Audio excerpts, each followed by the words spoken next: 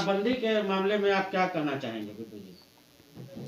देखिए, जिस तरह का अभी फिलहाल जो वर्तमान स्थिति में जो चल रहा है, लोगों का टिप्पणी अलायंस पार्टी के साथ अपोजिशन वाले जो हैं, जिस तरह का उन्होंने वो लोग हैं जो टिप्पणी निकाल रहे हैं, टिप्पणी बोल रहे हैं हमारे शराबबंदी के खिलाफ जो माननीय मुख्यमंत्री जी ने किया था, सब लोग एक समय था कि सब साथ थे।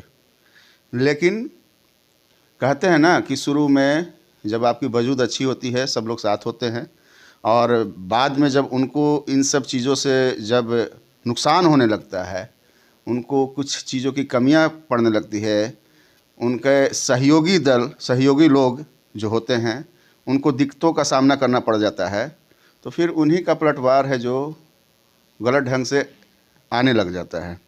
तो कहते हैं ना कि घर के भेदी लंका ढा है, तो वही वाली बात हो रही है आज के डेट में कि सारे जो लोग हैं विपक्ष के पार्टी के लोग या कुछ अपने लोग, जिनका ये अंदर से मन नहीं है कि शराब बंद हो जाए, वो भले ऊपर ऊपर से उन्होंने है जो अपना समर्थन दिया है, लेकिन अंदर से कुछ चाहते हैं कि इसको किसी न किसी तरह से, किसी न किसी रूप से चालू करके रखा जाए, और इसी का वो सपोर्ट कर रहे हैं।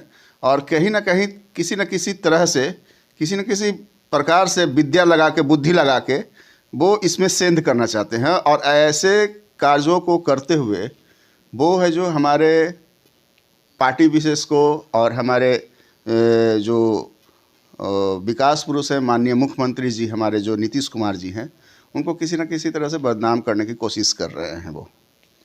जबकि शराबबंदी के बारे में जिस तरह से शुरू में सख्त लागू हुआ था, बीच में कुछ गड़बड़ियां आ रही हैं, तो इसमें कहीं ना कहीं आधिकारिक बल जो हैं, प्रशासनिक सेवा भी हैं, उनकी भी ढिलाई है। वो भी कुछ पूरी तरह से इस पे पाबंदी लगाने में सक्षम नहीं हो पा रहे हैं।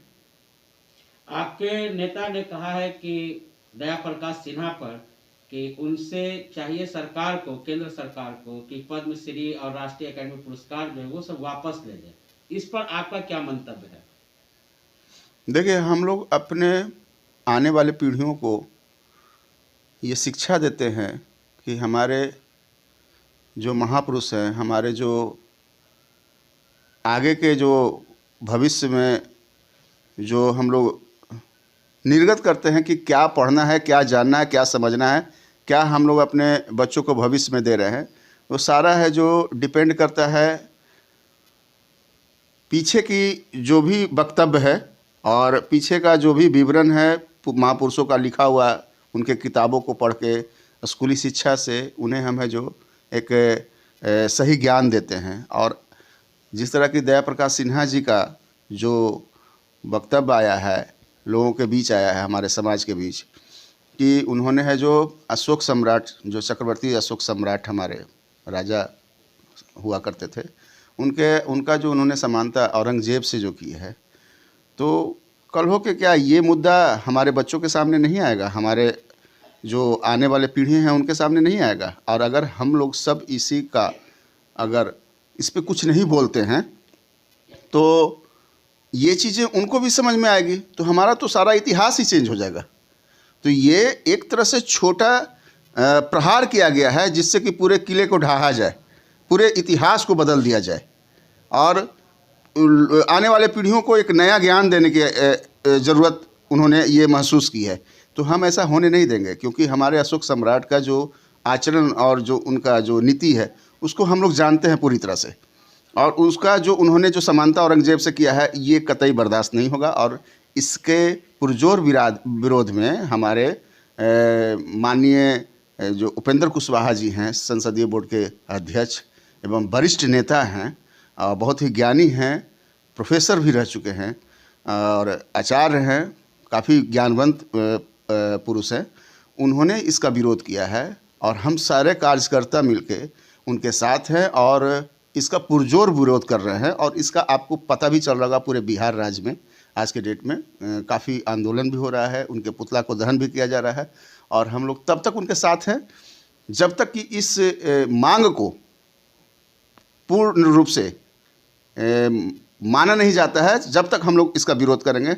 और हम अपने नेता के साथ हमेशा है जो साथ में खड़े रहेंगे। उनका जो साहित्यिक अकेडमी जो पुरस्कार है, हमारा आग्रह है भारत सरकार से कि वो उसे वापस ले, क्योंकि उन्होंने ही दिया है तो उन्हें ये समीक्षा करनी चाहिए कि उन्होंने किसको दिया है और वो क्या हमें आगे है जो ज्ञान दे रहे हैं हमारे बच्चों को, आने वाले पीढ़ियों को। और अगर इस तरह का वो कार्य नहीं करते हैं तो हम इसकी निंदा भारत सरकार के लिए भी करते हैं, क्योंकि हमारे जो पीएमओ हैं माननीय नरेंद्र मोदी जो प्रधानमंत्री जी हैं, उनका जब इच्छा करता है वो सुना देते हैं सबको अपने मन की बात, या किसी भी तरह से एक तरह से हॉटलाइन है उनके पास। भाजपा की तरफ से एक बड़ा बयान ये भी आया है कि आप अगर ट्वीट करके पीएम को कुछ कहते हैं तो 75 लाख भाजपा के कार्यकर्ता जो है उसका जवाब देंगे, तो ये इस पर आपकी क्या राय है? देखिए, भाजपा के जो ये बयान आए हैं तो हमें तो लगता है ना कि ये सारे बयानबाजी ही हैं। इसका कोई धरातल पे कोई इसका हमें वो औचित्य दिखाई नहीं देता है, क्योंकि अगर ऐसा होता तो इतने ज़ोर ज़ोर से चिल्ला के कान में बोला जा रहा है, इतने ट्वीट किए जा रहे हैं, इतनी बातें की जा रही है, तो फिर कहाँ है जवाब? कहाँ वो इसका कोई निराकरण निकाल रहे हैं? जब साथी की बात नहीं मानी जा रही है तो जो आम जनता उनसे काफ़ी दूर है उनकी बात कैसे वो सुनेंगे? इससे क्लियर हो जाना चाहिए हमारे आम जनता को, हमारे प्रदेश के जनता को, हमारे भारतवर्ष के जनता को कि ये सब ढोल नगाड़ा है, सब बातें कहने की है। उनका जो मर्जी आएगा वो करेंगे और उनका अगर मर्जी नहीं होगा वो नहीं सुनेंगे, कान बंद करके रखेंगे। हमारा आज अलायंस है पार्टी, उसके बाद भी तो हमारी बातों को नहीं सुना जा रहा है। तो आपको लगता है कि दोस्ती बरकरार रहेगी? देखिए, बरकरार रखना ना रखना ये तो हमारे सारे शीर्ष नेताओं के हाथ में है। वो जो कहेंगे वही होगा, और हम लोगों से कहीं ज़्यादा वो बहुत ही बुद्धिमान और अच्छे राजनीतिज्ञ हैं।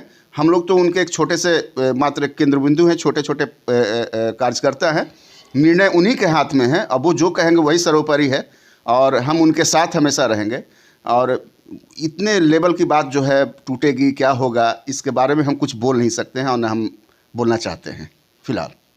अपना परिचय दीजिए। मेरा नाम गुड्डू कुमार सिंह है। जनता दल यूनाइटेड के हम एक छोटे से कार्यकर्ता है, नेता है। वीडियो को लाइक करें, शेयर करें, सब्सक्राइब करें और तमाम तरह की खबरों से जुड़ने के लिए बेल आइकन को ज़रूर दबाएं। धन्यवाद।